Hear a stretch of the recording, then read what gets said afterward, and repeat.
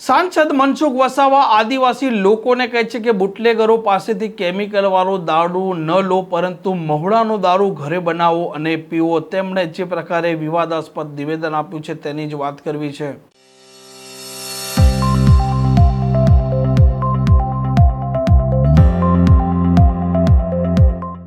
નમસ્કાર, આપ જોઈ રહ્યા છો હોટલાઇન ન્યૂઝ અને હું છું આપની સાથે તોફિક ગાંચી। નર્મદામાં અનેક વખત સાંસદ મનસુખ વસાવા છે તે વિવાદિત નિવેદનો આપી ચૂક્યા છે અને ખાસ કરીને ક્યારેક તે તેમની પાર્ટીના લોકો છે તેમના પર વરસતા હોય છે, તો ક્યારેક અધિકારીઓ છે તેમનો જાહેરમાં ઉધળો પણ લેતા હોય છે અને તેમના કટ્ટર વિરોધી ચૈતર વસાવાની પણ તે અનેક વખત ધૂળ નીકાળતા હોય છે અને આમ આદમી પાર્ટીના લોકો જુઠ્ઠું બોલી રહ્યા છે અને આદિવાસી લોકોને ગેરમાર્ગે દોરી રહ્યા છે તેવા પણ તેમણે અનેક વખત આરોપ લગાવ્યા છે। પરંતુ આ વખતે તેમણે નર્મદામાં એક મોટું નિવેદન આપ્યું છે, જેમાં તેમણે કહ્યું છે કે બુટલેગરો પાસેથી કેમિકલવાળો દારૂ છે તેની આદિવાસી લોકો ખરીદી ન કરે, પરંતુ જો તેમને દારૂ પીવો હોય તો ઘરના અંદર જ આ મહુડાનો પરંપરાગત દારૂ બનાવે અને પીવે, જેથી કરીને તેમના સ્વાસ્થ્ય તેને કોઈ પણ પ્રકારનું જોખમ ઊભું ન થાય।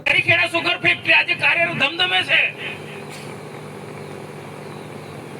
એક સમય એવો હતો કે લોકોએ આશા છોડી મૂકી હતી કે સુગર ફેક્ટરી નહીં ચાલુ થાય, પરંતુ ભારતીય જનતા પાર્ટીના શાસનમાં હું પણ મંત્રી હતો, આપસોના સાથ સહકારથી રાજ્યસભામાં ચૂંટાયો હતો। લોકોને વચન આપ્યું હતું કે અમે ચૂંટાયા પછી ભાજપ સરકાર બન્યા પછી આ સુગર ફેક્ટરી ચાલુ કરીશું।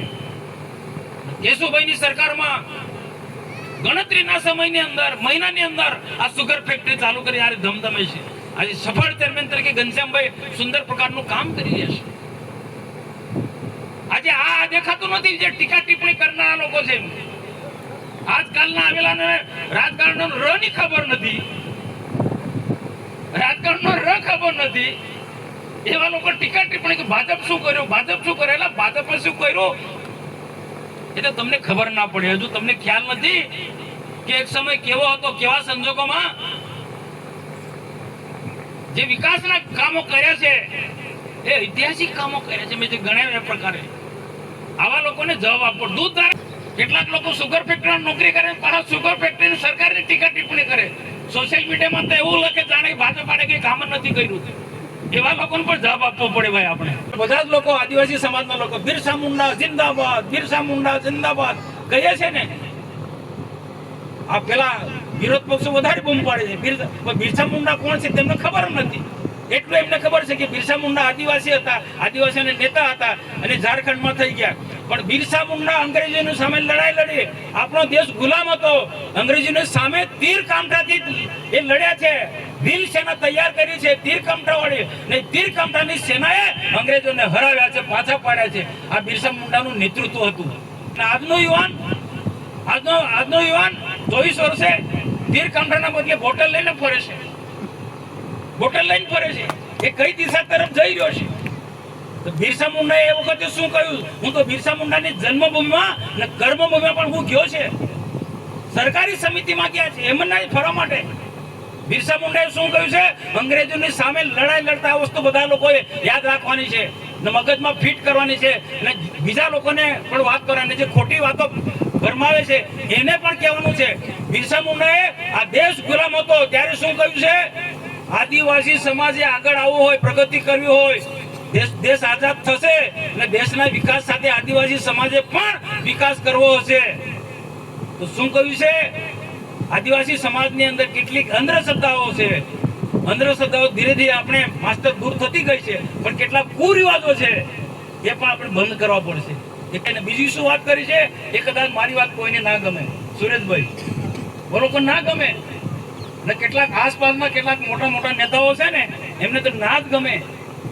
હિતેશભાઈ ને તમારા પર આવી બનશે, આ તમને ટાર્ગેટ બનાવશે, હિંમત રાખજો રસિક।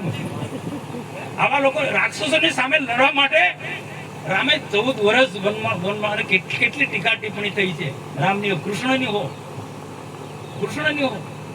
પણ સત્યની લડાઈ આપણે લડી રહ્યા, કોઈ ખોટી લડાઈ નથી રહ્યા। આદિવાસી સમાજ ને વિકાસના માટે લઈ જવો, આ બધું તો કરવું પડે, પણ બિરસા મુંડાએ કહ્યું છે વ્યસન મુક્ત થવું પડશે।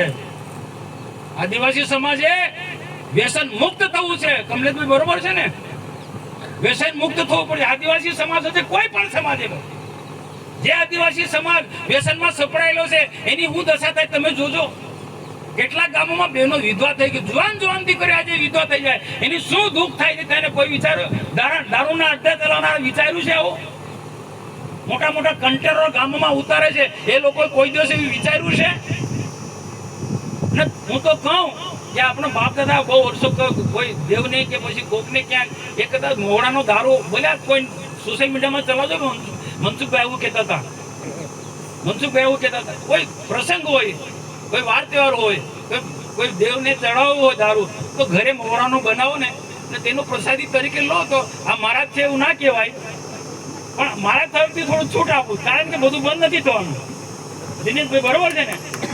તો મોહરાનો દારૂ જાતે બનાવીને દવા તરીકે ઉપયોગ કરો. કોઈ ડોક્ટર કહેતા ઘણા એવા છે કે ડોક્ટરની સલાહથી, ડોક્ટર રવિ બરોબર છે ને, કે ઘણા ડોક્ટરો સલાહ આપે કે તમારે હેલ્થ માટે દારૂ પીવો પડશે. તો તે કેવો દારૂ?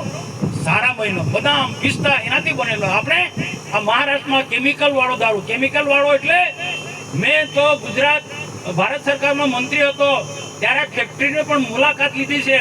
માસ્ટર, આ ફેક્ટરીઓમાં જે દારૂ બને છે ને મેં જોયું છે નજર સમજ. દારૂને સ્ટ્રોંગ બનાવવા માટે કેમિકલની બોટલ આવે છે આટલી, એક પાઇપની અંદર નાખે તો, અને આપણા લોકો એ પીએ, ભો કડક, ભો હું પથરો કડક, હું કડક. અરે માણસનું જીવન શરીરને ખતમ કરી નાખે, અનેક પ્રકારની બીમારીઓ થાય, કેન્સર થાય, તે બધી. આ મારી વાત નહીં ગમે. આ લોકો કોઈ કે મેં ઇંગ્લિશ દારૂ પીએ, ઇંગ્લિશ દારૂ ને ઇંગ્લિશ દારૂના વેપારીઓ તો કરોડોપતિ થાય, લાખોપતિ થઈ જાય, એની પાસે રાતોરાત કરોડો રૂપિયા, લાખો રૂપિયા આવી જાય. કે રીતના ભાઈ? એ કોઈ આદિવાસી કોઈ વ્યસનમાં સપડાયેલા લોકોના એના પરિવારની શું દશા થાય જોયું છે તમે? આ બુટલેગરોને હું પ્રશ્ન કરું છું કે તમારા ખરાબ દારૂના કારણે, કેમિકલ વાળા દારૂના કારણે જે લોકો દારૂમાં સપડાયેલા છે, પરિવાર જે વ્યસનનો ભોગ બન્યા છે, એક વખત એક બે પેક મારે પછીને આદત પડી જાય, સાહેબ એ છૂટતું નથી. કદાચ મારી વાત ઘણા બધા બુટલેગરોને નહીં ગમે, એની ચિંતા નથી કે મનસુખ વસાવા ડરતો નથી. મનસુખ વસાવા બુટલેગરોની સામે પણ લડ્યો છે, મનસુખ વસાવા રેત માફિયાઓની સામે પણ લડ્યો છે, ગુંડાઓની સામે પણ લડ્યો છે, પણ ભગવાને મને મદદ કરી. સત્યના માર્ગે ચાલું છું. અહમ નથી, ગર્વ નથી, અભિમાન નથી.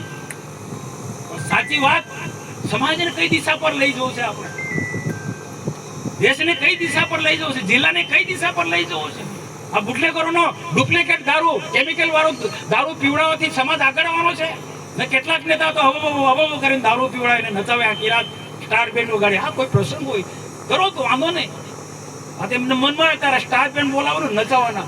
ને નેત્રંગમાં એક સભામાં એક નેતાએ તો માસ્ટર શું કહી દો, બધા બહેનો નથી, બધા બહેનો મુઠ્ઠી વાળો, બધા બહેનો મુઠ્ઠી વાળી, એટલે કે હબો. હા, એના સંસ્કાર છે નેતાના.